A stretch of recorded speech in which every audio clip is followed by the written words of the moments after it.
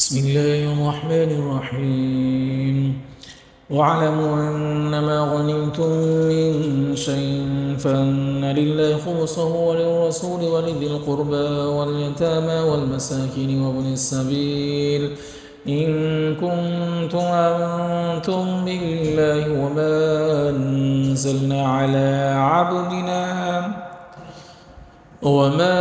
أنزلنا على عبدنا يوم الفرقان يوم التقى الجمعان والله على كل شيء قدير إذ أنتم بالعدوة الدنيا وهم بالعدوة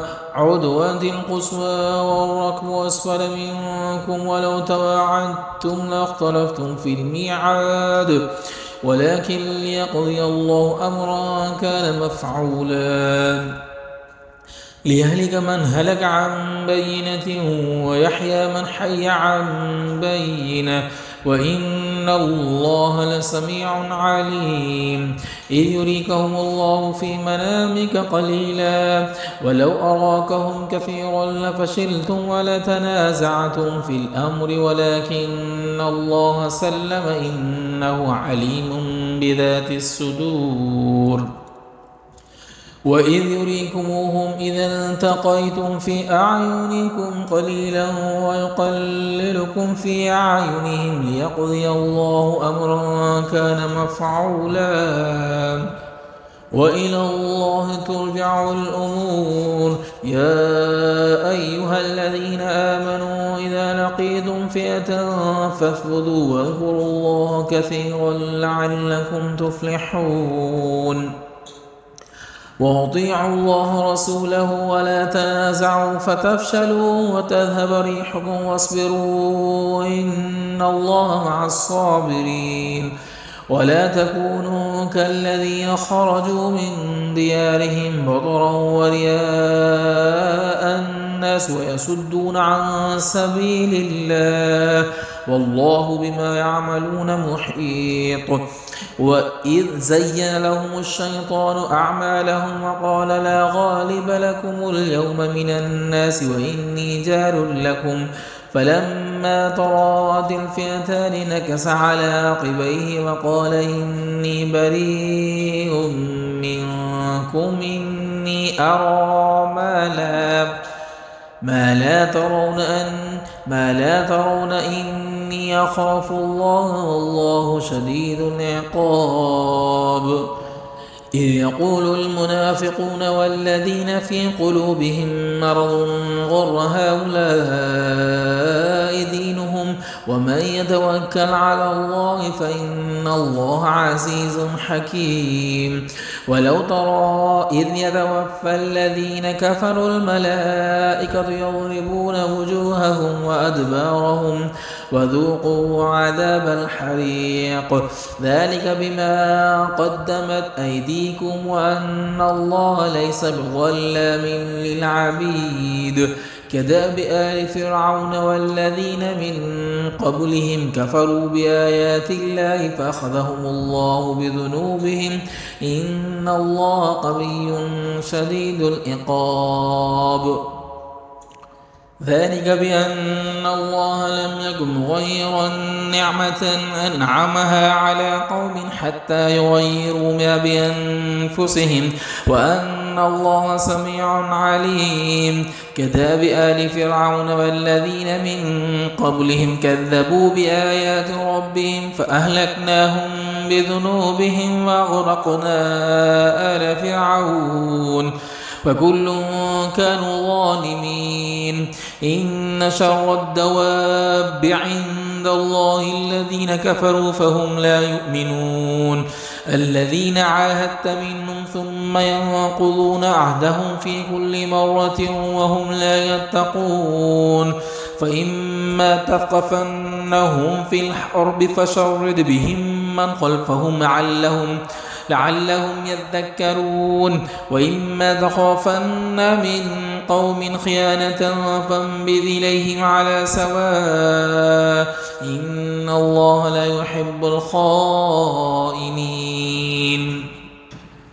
ولا يحسبن الذين كفروا سبقوا إنهم لا يعجزون وأعدوا لهم ما استطعتم من قوة ومن رباط الخيل ترهبون به عدو الله وعدوكم وآخرين من دونهم لا تعلمونهم الله يعلمهم وما تنفقوا من شيء في سبيل الله يوفى إليكم وأنتم لا تظلمون وإن جنحوا للسلم فاجنح لها وتوكل على الله إنه هو السميع العليم وإن يريدوا أن يخدعوك فإن حسبك الله هو الذي أيدك بنصره وبالمؤمنين وألف بين قلوبهم لو أنفقت ما في الأرض جميعا ما ألفت بين قلوبهم ولكن الله ألف بينهم إنه عزيز حكيم يا أيها النبي حسبك الله ومن اتبعك من المؤمنين يا أيها النبي حرض المؤمنين على القتال إن يكن منكم 20 صابرون يغلبوا 200 وإن يكن منكم 100 يغلبوا 1000 من الذين كفروا بأنهم قوم لا يفقهون الآن خفف الله عنكم وعلم أن فيكم ضعفا فإن يكن منكم 100 صابرة يغلبوا 200 وإن يكن منكم 1000 يغلبوا 2000 بإذن الله والله مع الصابرين ما كان لنبي أن يكون له أسرى حتى يثخن في الأرض تريدون عرض الدنيا والله يريد الآخرة والله عزيز حكيم لولا كتاب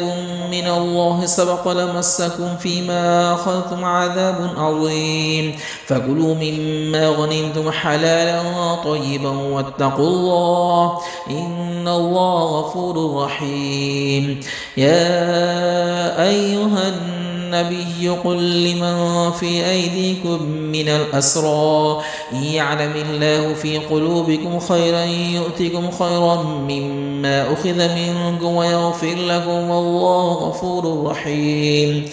وإن يريدوا خيانتك فقد خانوا الله من قبل فأمكن منهم والله عليم حكيم إن الذين آمنوا وهاجروا وجاهدوا بأموالهم وأنفسهم في سبيل الله والذين آووا ونصروا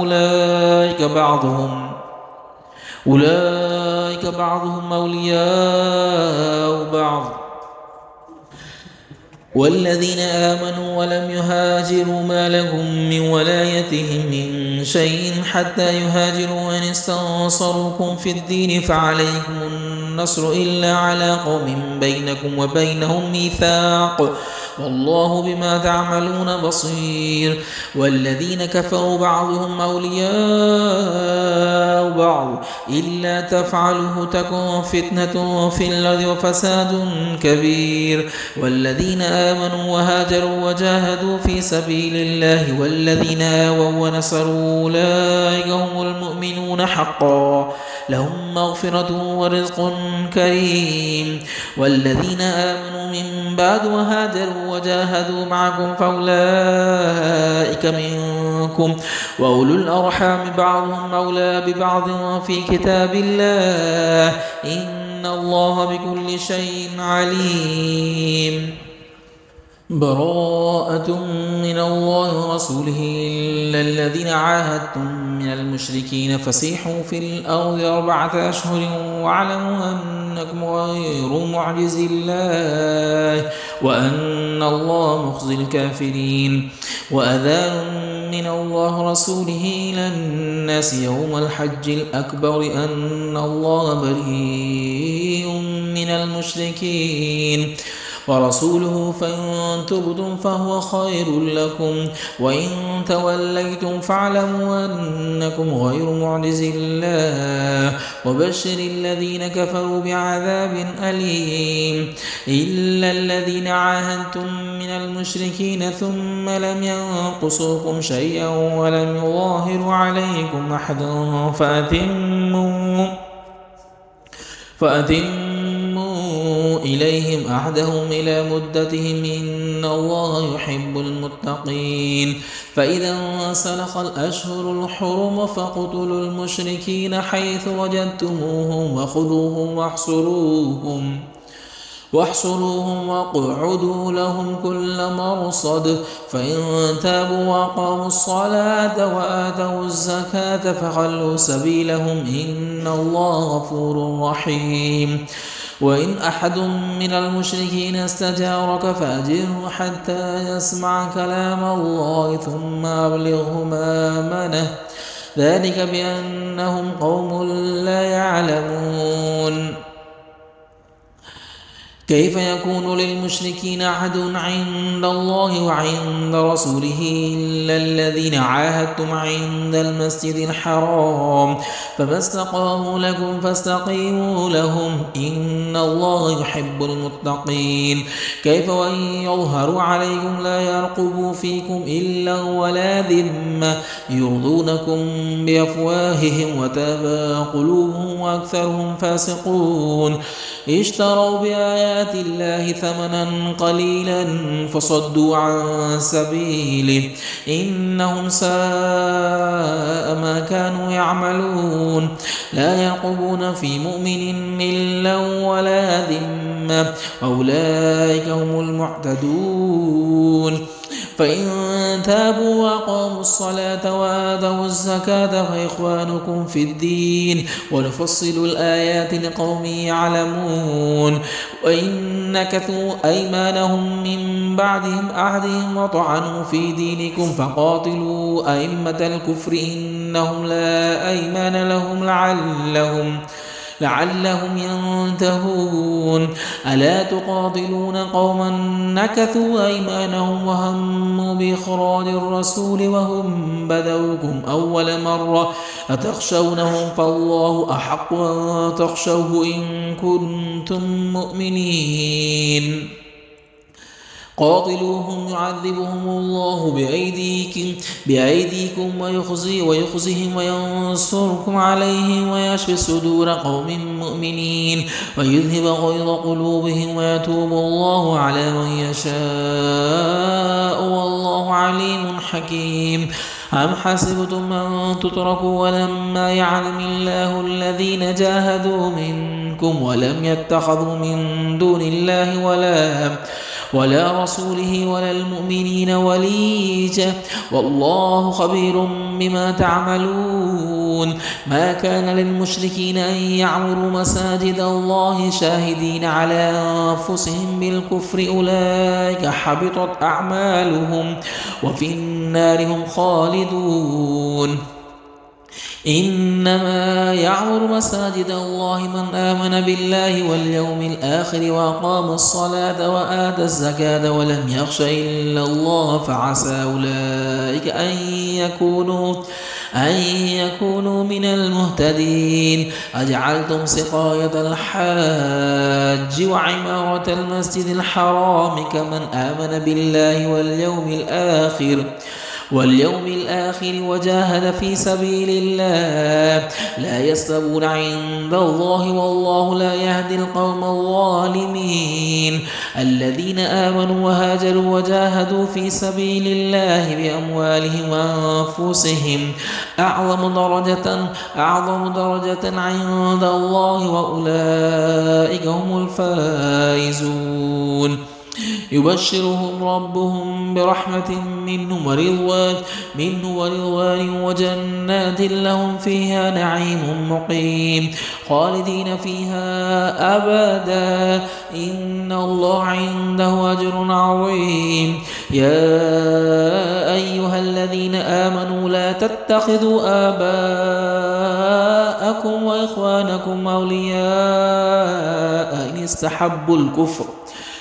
إن استحبوا الكفر على الإيمان ومن يتولهم منكم فأولئك هم الظالمون. قل إن كان آباؤكم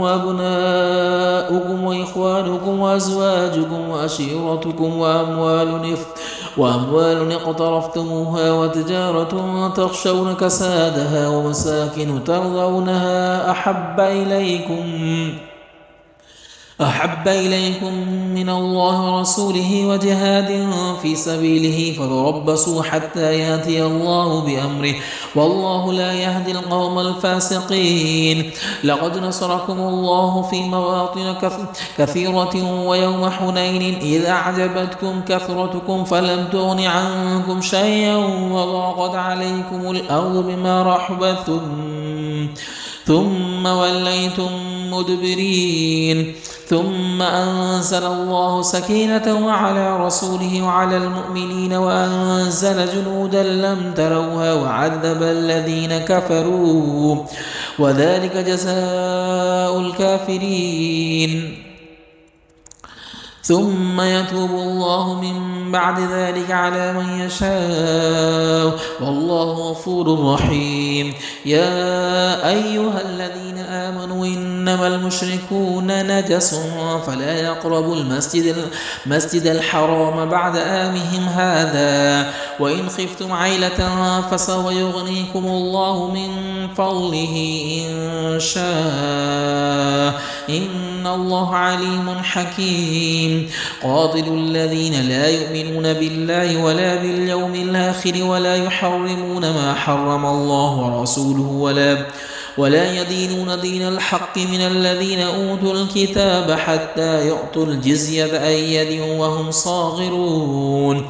وقالت اليهود عزير ابن الله وقالت النصارى المسيح ابن الله ذلك قولهم بأفواههم يضاهئون قول الذين كفروا من قبل قاتلهم الله أنى يؤفكون. اتخذوا أحبارهم ورهبانهم أربابا من دون الله والمسيح ابن مريم وما أمروا إلا ليعبدوا إلها واحدا لا إله إلا هو سبحانه عما يشركون. يريدون أن يطفئوا نور الله بأفواههم ويأبى الله إلا أن يتم نوره ولو كره الكافرون. هو الذي أرسل رسوله بالهدى ودين الحق ليظهره على الدين كله ولو كره المشركون. يا أيها الذين آمنوا إن كثيرا من الأحبار ورهبان ليأكلون أموال الناس بالباطل ويصدون عن سبيل الله والذين يكنزون الذهب والفضة ولا ينفقونها في سبيل الله فبشرهم بعذاب أليم. يوم يحمى عليها في نار جهنم فتكوى بها جباههم وجنوبهم وظهورهم هذا ما كنزتم لأنفسكم فذوقوا ما كنتم تكنزون. إن عدة الشهور عند الله 12 شهرا في كتاب الله يوم خلق السماوات والأرض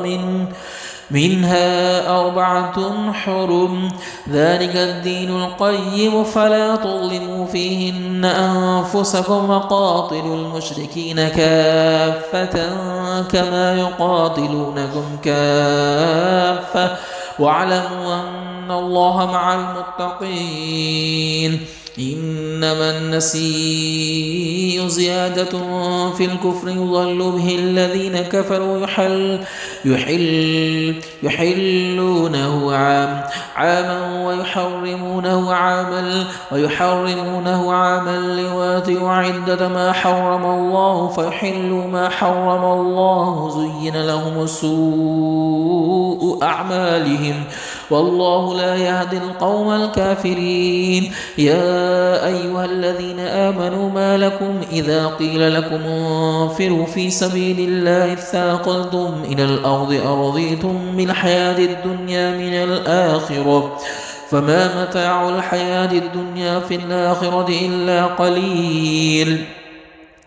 إلا تنفروا يعذبكم عذابا أليما ويستبدل قوما غيركم ولا تضروه شيئا والله على كل شيء قدير. إلا تنصروه فقد نصره الله إذ أخرجه الذين كفروا ثاني اثنين إذ هما في الغار إذ يقول لصاحبه لا تحزن إن الله معنا فأنزل الله سكينته عليه وأيده بجنود لم تروها وجعل كلمة الذين كفروا السفلى وكلمة الله هي العليا والله عزيز حكيم. انفروا خفافا وثقالا وجاهدوا بأموالكم وأنفسكم في سبيل الله ذلكم خير لكم إن كنتم تعلمون. لو كان عرضا قريبا وسفرا قاصدا لاتبعوك ولكن بعد عليهم الشقة وسيحلفون بالله لو استطعنا لخرجنا معكم يهلكون أنفسهم والله يعلم إنهم لكاذبون. عفى الله عنك لما أذنت لهم حتى يتبين لك الذين صدقوا وتعلم الكاذبين. لا يستأذنك الذين يؤمنون بالله واليوم الآخر أن يجاهدوا بأموالهم وأنفسهم والله عليم بالمتقين. إنما يستأذنك الذين لا يؤمنون بالله واليوم الآخر وارتابت قلوبهم فهم في ريبهم يترددون. ولو أرادوا الخروج لعدوا له عدة ولكن كره الله بعاثهم فثبتهم وقيل اقعدوا مع القاعدين. ولو أرادوا الخروج أعدوا له عدة ولكن كره الله بعاثهم فثبتهم وقيل اقعدوا مع القاعدين. لو خرجوا فيكم ما زادوكم إلا خبالا ولأوضعوا خلالكم يبغونكم الفتنة وفيكم سماعون لهم والله عليم بالظالمين. لقد ابتغوا الفتنة من قبل وقلبوا لك الأمور حتى جاء الحق وظهر أمر الله وهم كارهون. ومنهم من يقول أذن لي ولا تفتني ومنهم من يقول أذن لي ولا تفتني ألا في الفتنة سقطوا وإن جهنم لمحيطة بالكافرين. إن تصبك حسنة تسؤهم وإن تصبك مصيبة يقولوا قد أخذنا أمرنا من قبل ويتولوا وهم فرحون. قل لن يصيبنا إلا ما كتب الله لنا هو مولانا وعلى الله فليتوكل المؤمنون. قل هل تربصون بنا إلا إحدى الحسنيين ونحن نتربص بكم أن يصيبكم الله بعذاب من عنده أو بأيدنا فتربصوا إنا معكم متربصون. قل أنفقوا طوعا أو كرها لن يتقبل منكم إنكم كنتم قوما فاسقين. وما منعهم أن تقبل منهم نفقاتهم إلا أنهم كفروا بالله وبرسوله ولا يأتون الصلاة إلا وهم كسالى ولا ينفقون إلا وهم كارهون. فلا تعجبك أموالهم ولا أولادهم إنما يريد الله ليعذبهم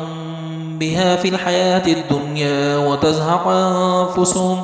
أنفسهم وهم كافرون. ويحلفون بالله إنهم لمنكم وما هم منكم ولكنهم قوم يفرقون. لو يجدون ملجأ أو مغارات أو مدخلا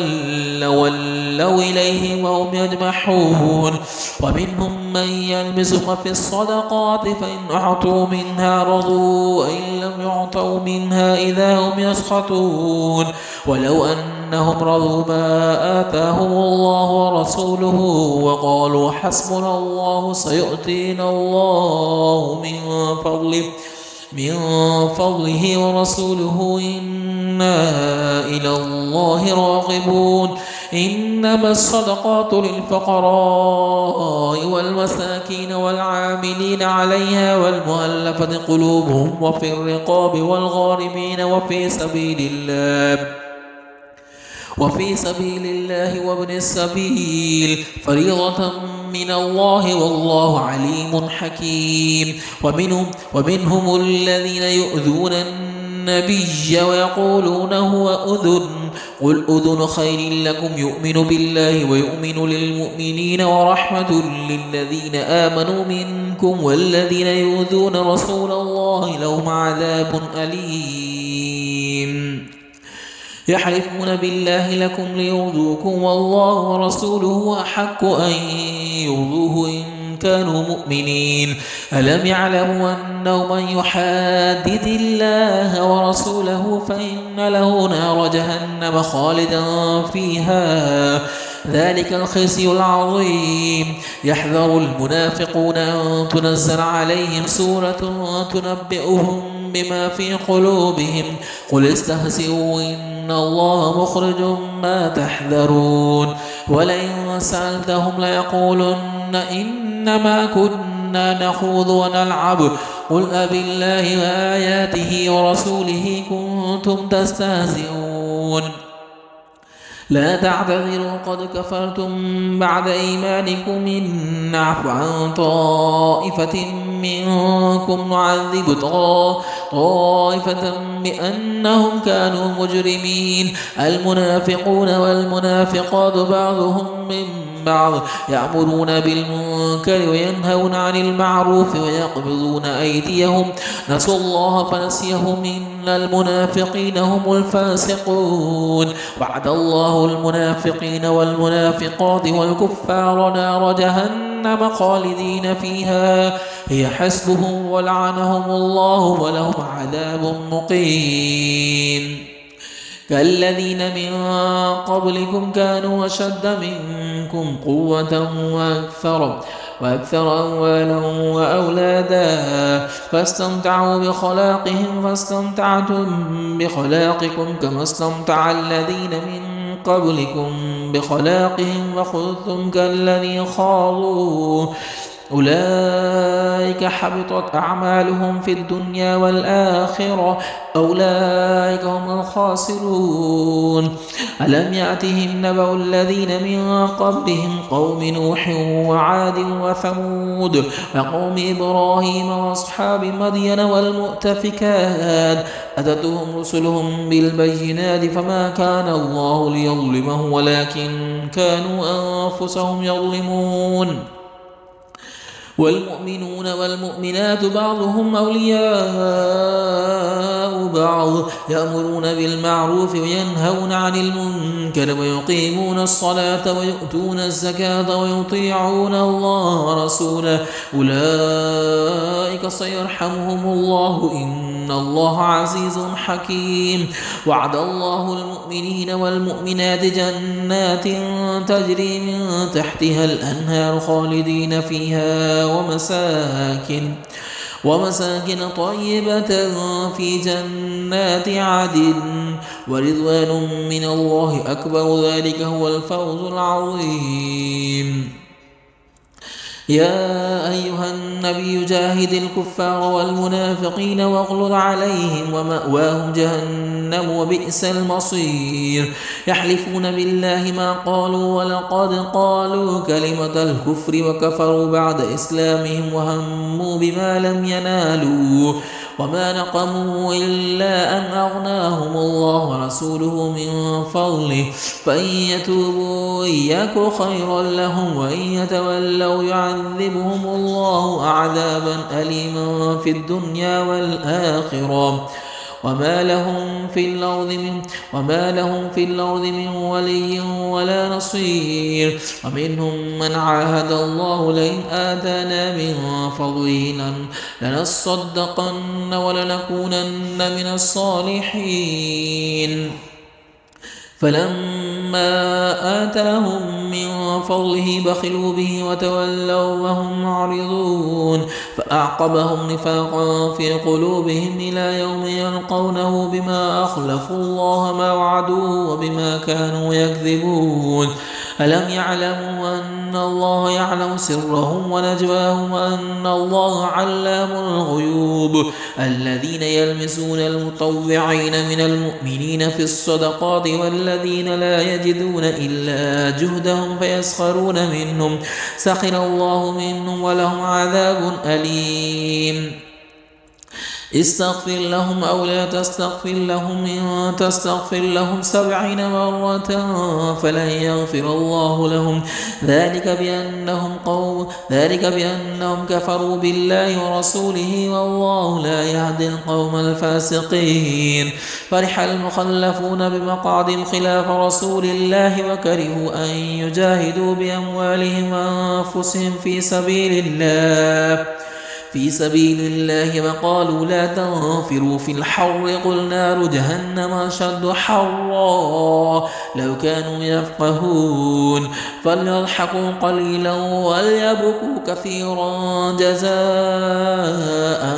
بما كانوا يكسبون. فإن رجعك الله إلى طائفة منهم فاستأذنوك للخروج فقل لن تخرجوا معي أبدا ولن تقاتلوا معي عدوا إنكم رضيتم بالقعود أول مرة فاقعدوا مع الخالفين ولا تصل على أحد منهم مات أبدا ولا تقم على قبره إنهم كفروا بالله ورسوله وماتوا وهم فاسقون. ولا تعجبك أموالهم وأولادهم إنما يريد الله أن يعذبهم بها في الدنيا وتزهق أنفسهم وهم كافرون. وإذا أنزلت سورة أن آمنوا بالله وجاهدوا مع رسوله استأذنك أولو الطول منهم وقالوا ذرنا نكن مع القاعدين. رضوا بأن يكونوا مع الخوالف وطبع على قلوبهم فهم لا يفقهون. لكن الرسول والذين آمنوا معه جاهدوا بأموالهم وأنفسهم وأولئك لهم الخيرات وأولئك هم المفلحون. أعد الله لهم جنات تجري من تحتها الأنهار خالدين فيها ذلك الفوز العظيم. وجاء المعذرون من الأعراب ليؤذن لهم وقعد الذين كذبوا الله ورسوله سيصيب الذين كفروا منه عذاب أليم. ليس على الضعفاء ولا على المرضى ولا على الذين لا يجدون ما ينفقون حرج إذا نصحوا لله ورسوله ما على المحسنين من سبيل والله غفور رحيم.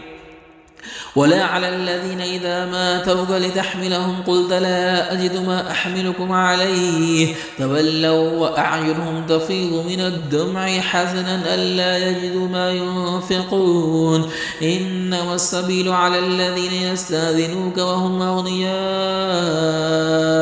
رضوا